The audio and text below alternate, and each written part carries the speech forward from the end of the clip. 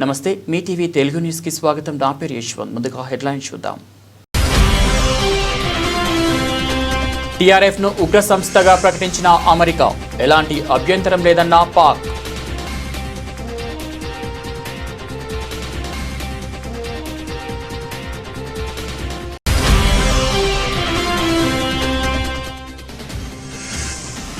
Hamas కథ ముగిలించాల్సిందే, ఇజ్రాయెల్కు Trump కీలక సూచన.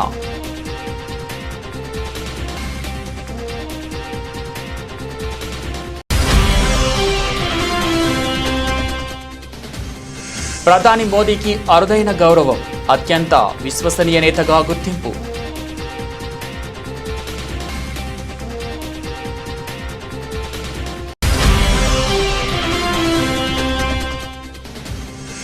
బీజేపీకి కాంగ్రెస్కి మధ్యలో ఉన్న ఈ లోపాయకారి ఒప్పందమేంటి ప్రశ్నించిన కేటీఆర్.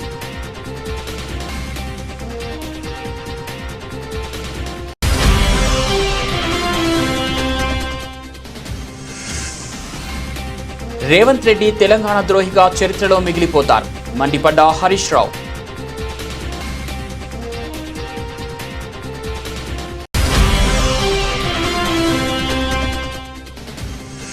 మాజీ మంత్రి పెద్దిరెడ్డి రామచంద్రారెడ్డి గన్మెన్ కాళేశా తొలగింపుపై ఆగ్రహం వ్యక్తం చేసిన భూమన.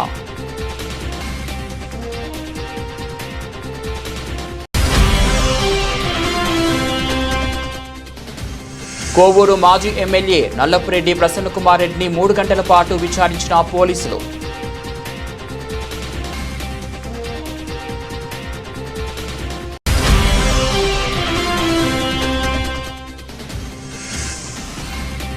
రంగారెడ్డి జిల్లా కొత్తూరు దగ్గర బీజేపీ రాష్ట్ర అధ్యక్షుడు రామచంద్రరావుకు ఘన స్వాగతం పలికిన పార్టీ నాయకులు.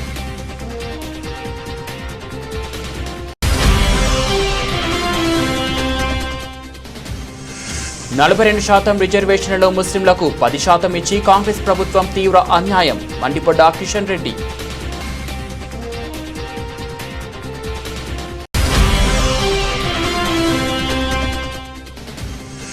చంద్రబాబు తప్పుడు వాగ్దానాలిచ్చి ఇప్పుడు తప్పించుకోవాలని చూస్తున్నాడు ఆరోపించిన వైఎస్ఆర్సీపీ అధికార ప్రతినిధి ఆర్కే రోజా.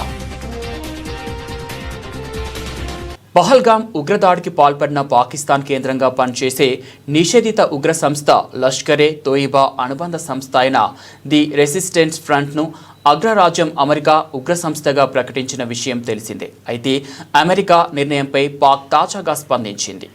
టీఆర్ఎఫ్ను ఉగ్ర సంస్థగా ప్రకటించడంపై తమకు ఎలాంటి అభ్యంతరం లేదని తెలిపింది. ఈ మేరకు పాక్ విదేశాంగ మంత్రి ఇషాక్ దార్ వెల్లడించారు. అమెరికా విదేశాంగ మంత్రి మార్కో రూబియోతో ఇషాక్ దార్ భేటీ అయ్యారు. ఈ సందర్భంగా నిర్వహించిన కార్యక్రమంలో పాక్ మంత్రి మాట్లాడుతూ టీఆర్ఎఫ్ను ఉగ్ర సంస్థగా ప్రకటించే సార్వభౌమాధికారం అమెరికాకు ఉంది.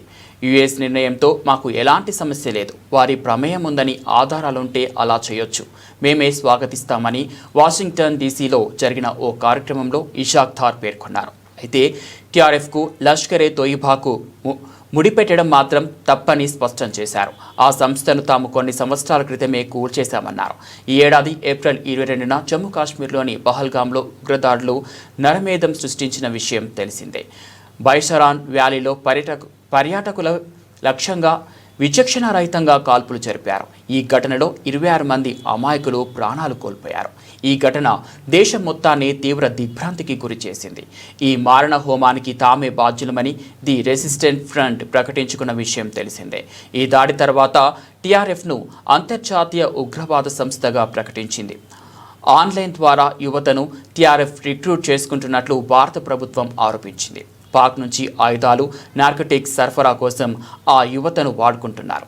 ఉగ్రవాద సంస్థల వైపు జమ్మూ కాశ్మీర్ ప్రజల్ని ఆకర్షించేందుకు సోషల్ మీడియా వేదికగా టీఆర్ఎఫ్ సైకాలజికల్ ఆపరేషన్స్ చేపడుతున్నట్లు ఆరోపణలు ఉన్నాయి.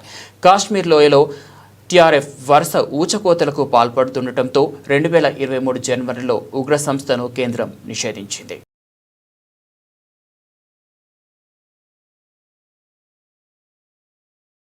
కాల్పుల విరమణ ప్రతిపాదనను హమాస్ తిరస్కరించడంపై అమెరికా అధ్యక్షుడు డొనాల్డ్ ట్రంప్ తీవ్రస్థాయిలో స్పందించారు. అమెరికాకు ఉగ్రవాద సంస్థ హమాస్పై విరుచుకుపడ్డారు. హమాస్కు శాంతి నెలకొల్పడంపై ఆసక్తి లేదని వ్యాఖ్యానించారు. ఇక హమాస్ కథ ముగించాల్సిందేనని పేర్కొన్నారు. గాజాలో దాడులు తీవ్రతరం చేయాలంటూ ఇజ్రాయెల్కు అధ్యక్షుడు సూచించారు.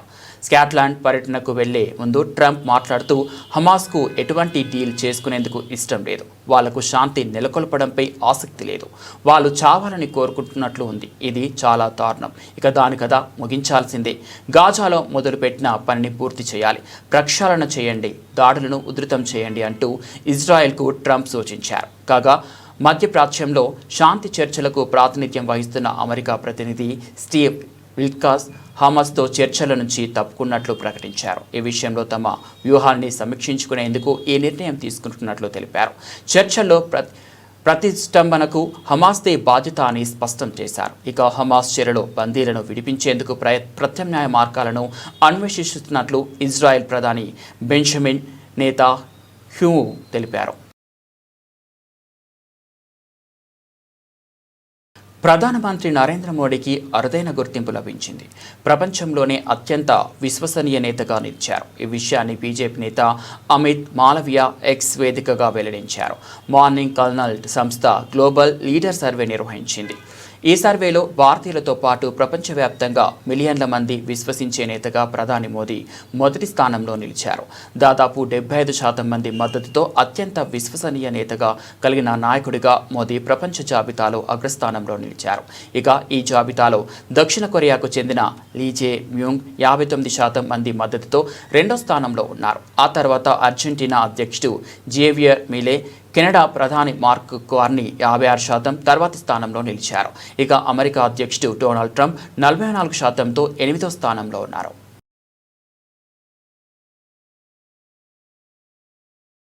హెచ్సియు కంచె గచ్చిబౌలి భూముల కుంభకోణంలో బీజేపీ ఎంపీ హస్తం ఉందని నేను ముందే చెప్పిన. ఫ్యూచర్ సిటీకి రోడ్డు వేసేందుకు బీజేపీ ఎంపీ సీఎం రమేష్కు కాంగ్రెస్ ముఖ్యమంత్రి 1600 కోట్ల కాంట్రాక్ట్ ఇచ్చిండు. ఇది అక్రమ సంబంధం కాదా? బీజేపీకి కాంగ్రెస్కి మధ్యలో ఉన్న ఈ లోపాయకారి ఒప్పందం ఏంటని కేటీఆర్ ప్రశ్నించారు. ఈ మొత్తం భూముల అమ్మకము, ఈ మొత్తం భూములు గిరివి పెట్టి 10,000 కోట్లు ఏదైతే దొంగతనంగా తెచ్చిండ్రో, అలా 2 చెరువులు ఉంటే చెరువులను కూడా తాకట్టు పెట్టి తెచ్చిండ్రో, ఈ లుచ్చా పని వెనకాల ఉన్నాడు ఒక బీజేపీ ఎంపీ అని చెప్పిన. పేరు చెప్పురు సార్ అని మొత్తం ప్రెస్ వాళ్ళు అడిగారు. నేను పేరు చెప్పా, వాడు దొంగ, ఇప్పుడు దొంగతనం సగంలో ఉన్నాడు, దొంగతనం అయినాక మీకు చెప్తా అని చెప్పిన. దొంగ నిన్న బయటపడ్డాడు.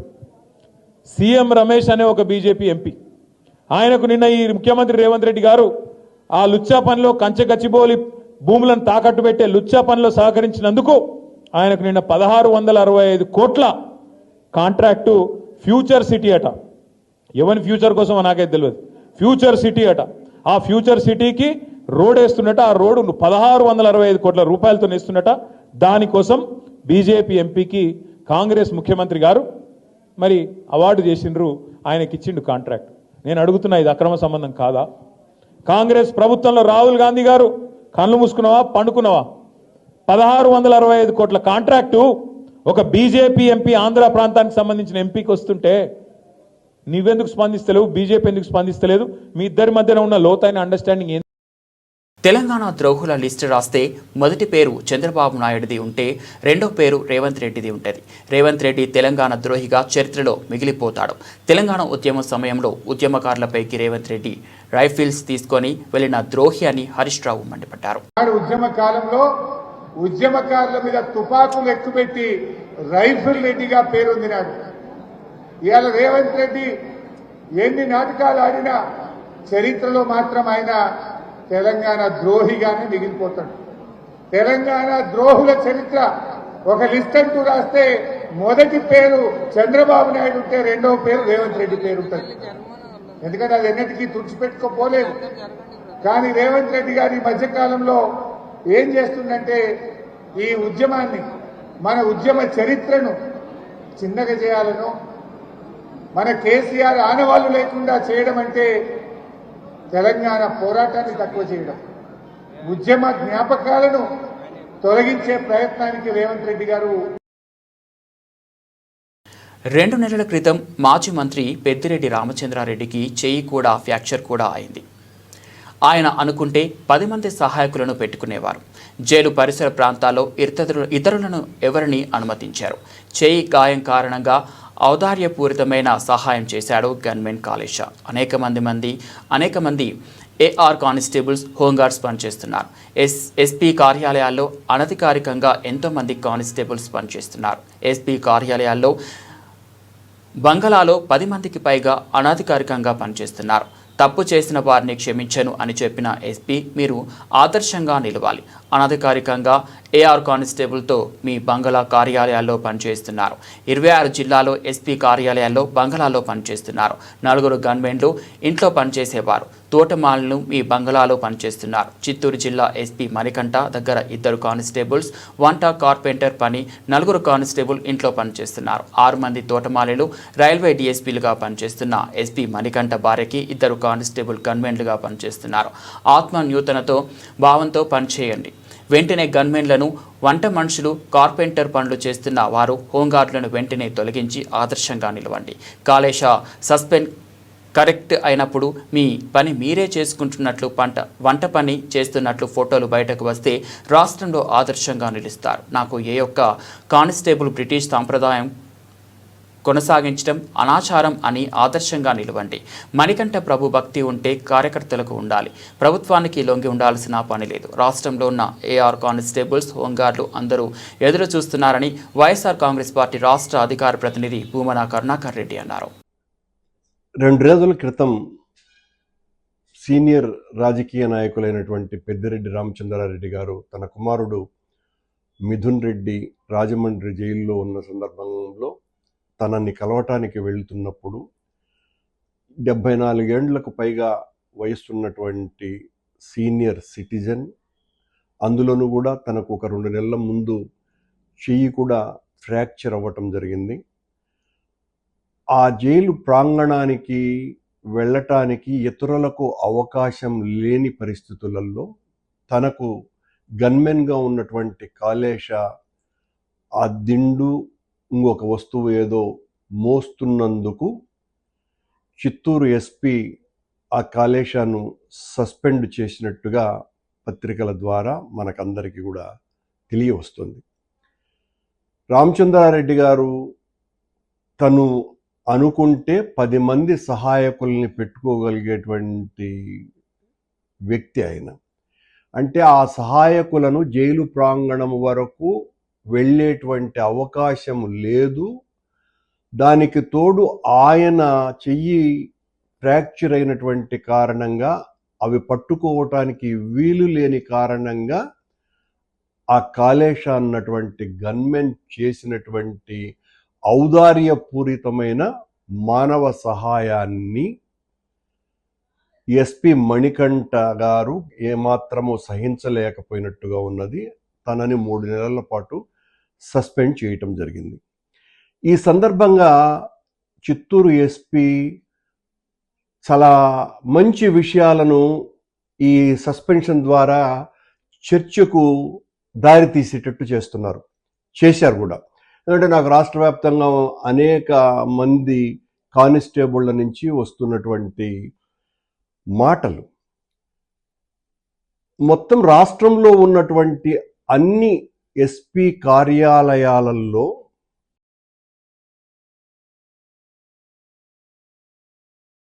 రాజకీయాల్లో విమర్శలు, ప్రతి విమర్శలు సహజం. ఇలాంటి విషయాల్లో కేసులు పెడితే జైళ్లు, కోర్టులు సరిపోవు. ఈ కేసుకు సంబంధించి 40 ప్రశ్నలు అడిగారు. దానికి రాతపూర్వకంగా సమాధానం ఇచ్చాను. నా కమెంట్స్ని అపార్థం చేసుకున్నారు. నేను ఎక్కడా వ్యక్తిగతంగా మాట్లాడలేదు.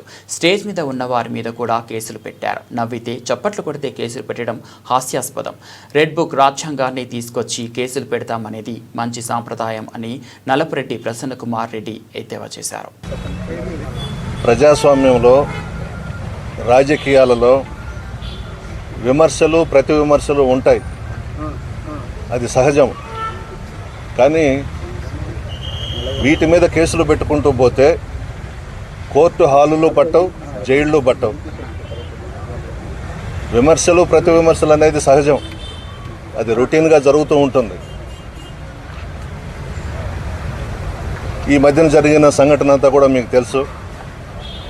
మేము రుక్మిణి కళ్యాణ మండపంలో సమావేశం ఏర్పాటు చేసుకోవడం, అక్కడ కొన్ని మాట్లాడడం జరిగిన విషయం మీ అందరికీ తెలుసు. అవి వాళ్ళు వ్యక్తిగతంగా అన్నట్లు వాళ్ళ మీద ఏదో మనం వ్యక్తిగతంగా ఆరోపణలు చేసినట్లుగా కేసు ఇవ్వడం జరిగింది.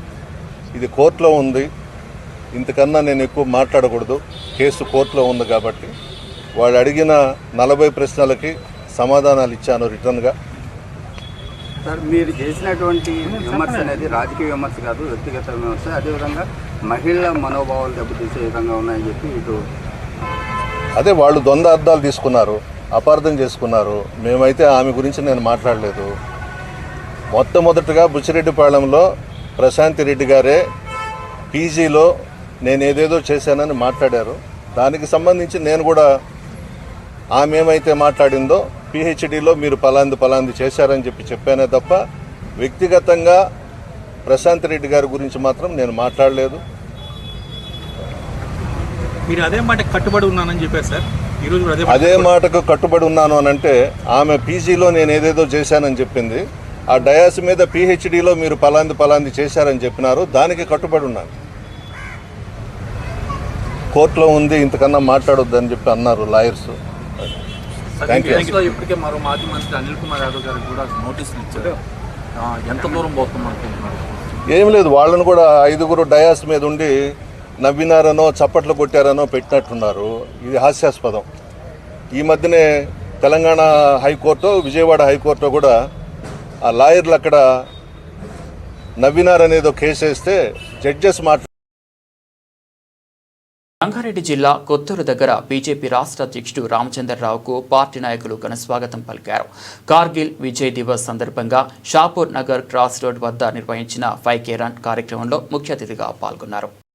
మహబూబ్నగర్ జిల్లాకు రంగారెడ్డి జిల్లా ఈ యొక్క ద్వారం, మహబూబ్నగర్ జిల్లాకు ద్వారమైనటువంటి యొక్క రంగారెడ్డి జిల్లా ప్రాంతంలో ఇక్కడ భారతీయ జనతా పార్టీ కార్యకర్తలు చాలా పెద్ద స్వాగతం పలికారు.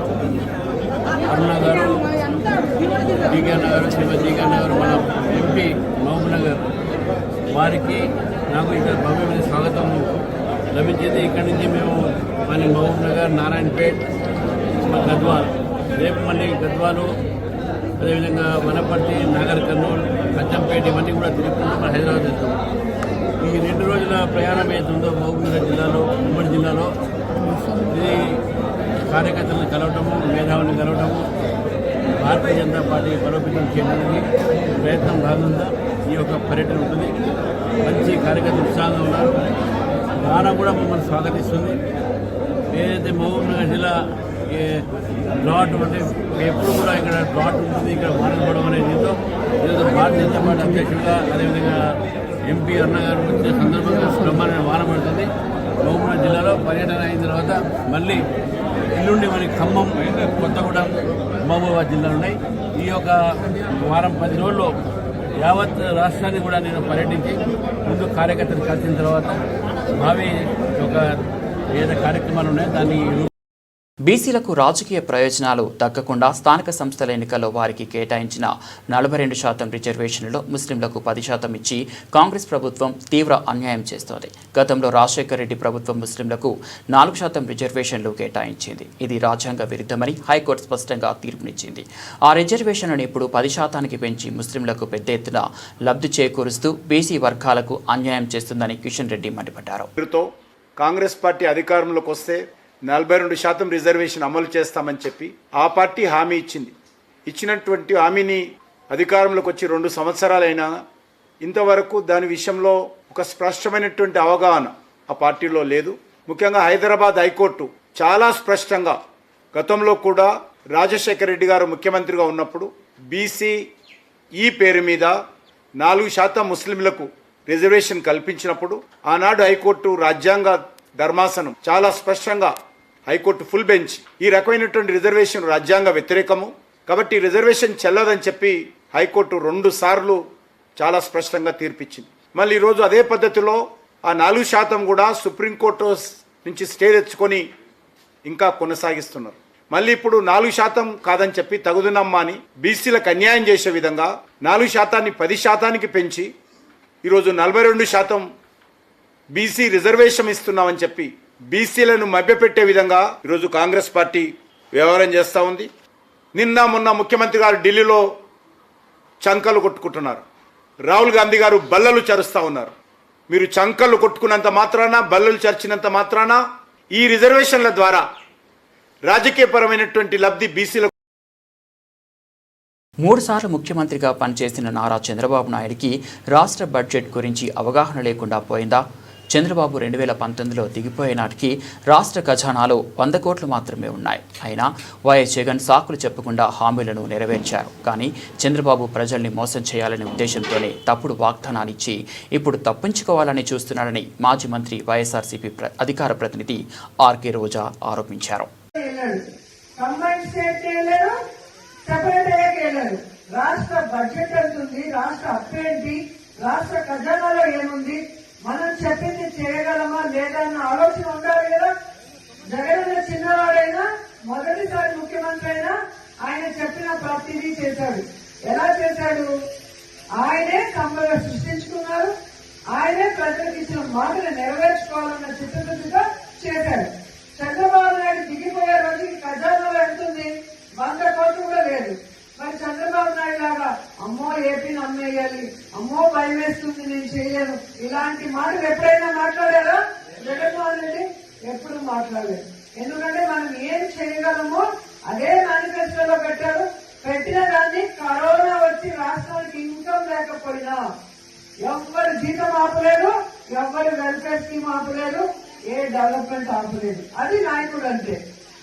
ప్రజల్ని మోసం చేయాలని కంకణం కట్టుకొని మేనిఫెస్టోలో అబద్దాలు పెట్టి ఈ రోజు పిచ్చి మాటలు మాట్లాడుతూ తప్పించుకోవాలనుకున్న చంద్రబాబు నాయుడిని, పవన్ కళ్యాణ్ ని చీటింగ్ కేసు కింద లోపల పెట్టేంత వరకు వైఎస్ఆర్సీపీ వాళ్ళందరూ కూడా పోరాడాలి. ఇప్పటికైనా ఆ కూటమి ప్రభుత్వం ఇచ్చిన వాగ్దానాలు నెరవేరిస్తే కనీసం ప్రజల్లో వాళ్ళకి కొంచెమైనా అయ్యో పాపమైన ఆలోచించే అవకాశం ఉంటుందని కూడా ఈ సందర్భంగా తెలియజేసుకుంటున్నారు. ఎందుకంటే జగన్మోహన్ రెడ్డి గారు ఉన్నప్పుడు మహిళలకి వాళ్ళ పేరు మీద ఇళ్ల పట్టాలు ఇచ్చారు. ఇక్కడ ఎన్హెచ్ మీద మీరు చూసారు, ఎంత మంచి చోట మనం ఇవ్వడం జరిగింది. నేను మంత్రి అయిన మొదటి కేబినెట్ లో ఈ నిండులో ఆగిపోయిన ల్యాండ్ అన్ని కూడా ఏ విధంగా జగన్ గారు చెప్పి కేబినెట్ లో అప్రూవ్ చేసుకుని మనం ఇళ్ల పట్టాలు ఇవ్వడం జరిగింది. అది మీ మీద ఉన్న అభిమానం, నాకున్న అభిమానం, జగన్ ఉన్నకున్న అభిమానం. మనం కోరిన వెంటనే పేదవాళ్ళకి మనం ఇల్లు ఇవ్వాలి. ఈ సమస్య అనగానే అది ఎలా పరిష్కరించి జగనన్న చేశారో మీ అందరూ కూడా గమనించాలి. అలాగే ఇదే మండలంలో ఉన్నారు గతంలో ఉన్న ఎమ్మెల్యేలు కానీ. తిరుపతిలో మరోసారి చిరుతపులి సంచారం కలకలం రేపింది. అలిపిరి రోడ్లో వెళ్తున్న ఓ ద్విచక్ర వాహనంపై చిరుత దాడికి ప్రయత్నించింది. బైక్ వెనుక వస్తున్న కారు డ్యాష్ కెమెరాలో ఈ ఘటన రికార్డ్ అయింది. ఈ వీడియో ప్రస్తుతం సోషల్ మీడియాలో వైరల్గా మారింది. అలిపిరి చుట్టుపక్కల చిరుతపులుల సంచారం పెరిగిపోవడంతో తిరుమల తిరుపతి దేవస్థానం అధికారులు, ఫారెస్ట్ సిబ్బంది అప్రమత్తమయ్యారు. భక్తులు, ప్రయాణికుల రక్షణకు చర్యలు చేపట్టారు. గతంలో చిరుత సంచరించిన ప్రాంతాల్లో సిబ్బందితో గస్తీ నిర్వహిస్తున్నారు. Alipiri SV zoo park road సమీపంలో ఇటీవల చిరుతపులుల సంచారం ఎక్కువగా ఉందని స్థానికులు చెబుతున్నారు. దీంతో ఈ మార్గంలో అధికారులు గస్తీ పెంచారు. తాజాగా Alipiri SV zoo park road వద్ద ఓ చిరుత రోడ్డు పక్కనే నక్కి బైక్పై వెళ్తున్న వారిపై దాడికి యత్నించింది. బైక్ వేగంగా వెళ్తుండటంతో వారు చిరుతకు చిక్కలేదు. చిరుత పట్టుతప్పి రోడ్డుపై పడిపోయింది. బైక్ వెనకాల ప్రయాణిస్తున్న కారు డ్యాష్ కెమెరాలో ఈ ఘటన మొత్తం రికార్డైంది. ఈ సంఘటనతో అప్రమత్తమైన టీటీడీ అధికారులు రాత్రిపూట ఘాట్ రోడ్డుపైకి ద్విచక్ర వాహనాలను అనుమతించడం లేదు. వెస్టిండీస్తో 3వ టీ20లో ఆస్ట్రేలియా బ్యాటర్ టీమ్ డేవిడ్ వీరవిహారం చేశారు. కరేబియన్ బౌలర్లకు ఊచకోత కోశారు. కేవలం 37 బంతుల్లోనే శతకం బాదాడు. అతని తుఫాన్ ఇన్నింగ్స్లో 11 సిక్సర్లు, 6 ఫోర్లు నమోదు కావడం విశేషం. అలాగే డేవిడ్ కేవలం 16 బంతుల్లోనే హాఫ్ సెంచరీ నమోదు చేశారు. ఈ క్రమంలో ఆసీస్ తరఫున fastest century, fastest half century నమోదు చేసిన ఆటగాడిగా రికార్డుకెక్కారు. ఓవరాల్గా టీ20లో అత్యంత వేగవంతమైన శతకం ఈస్టోనియా ప్లేయర్ సాహిల్ చౌహాన్ పేరిట ఉంది. అతడు కేవలం 27 బంతుల్లోనే సెంచరీ చేశాడు. ఇక విండీస్తో ఆసీస్ 3వ టీ20 మ్యాచ్ విషయానికి వస్తే ఆస్ట్రేలియా 6 వికెట్ల తేడాతో కరేబియన్ జట్టును చిత్తు చేసింది. మొదట బ్యాటింగ్ చేసిన విండీస్ నిర్ణీత 20 ఓవర్లలో 4 వికెట్లకు 214 పరుగుల భారీ స్కోర్ చేసింది. అయితే ఆ తర్వాత లక్ష్య ఛేదనకు దిగిన కంగారులు 4 వికెట్లు మాత్రమే కోల్పోయి కేవలం 16.1 ఓవర్లోనే టార్గెట్ను ఈజీగా చేసేశారు. ఈ గెలుపుతో ఆస్ట్రేలియా 5 టీ20ల సిరీస్ను ఇంకో 2 మ్యాచ్లు మిగిలి ఉండగానే 3-0తో కైవసం చేసుకుంది. బులెటిన్ ముగించే ముందు హెడ్లైన్స్ మరోసారి. టీఆర్ఎఫ్ను ఉగ్ర సంస్థగా ప్రకటించిన అమెరికా, ఎలాంటి అభ్యంతరం లేదన్న పాక్.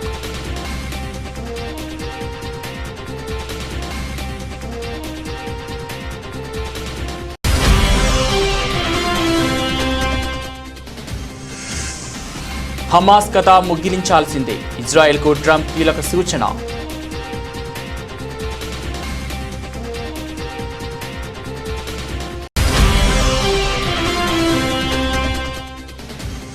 ప్రధాని మోదీకి అరుదైన గౌరవం, అత్యంత విశ్వసనీయ నేతగా గుర్తింపు.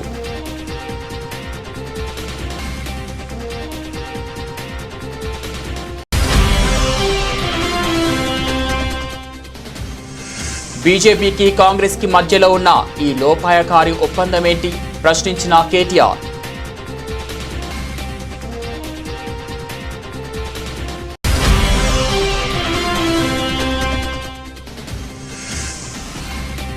రేవంత్ రెడ్డి తెలంగాణ ద్రోహిగా చరిత్రలో మిగిలిపోతారు, మండిపడ్డ హరీష్ రావు.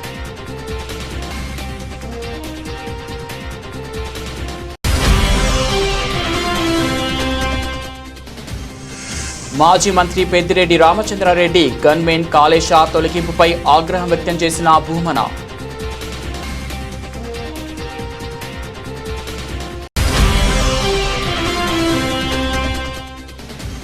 కోవూరు మాజీ ఎమ్మెల్యే నల్లపురెడ్డి ప్రసన్నకుమార్ రెడ్డిని 3 గంటల పాటు విచారించిన పోలీసులు.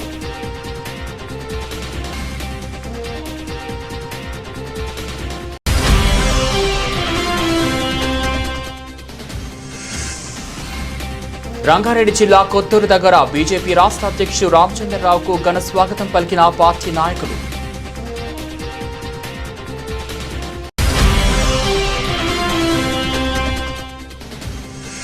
నలభై 42% రిజర్వేషన్లలో ముస్లింలకు 10% ఇచ్చి కాంగ్రెస్ ప్రభుత్వం తీవ్ర అన్యాయం, మండిపడ్డ కిషన్ రెడ్డి.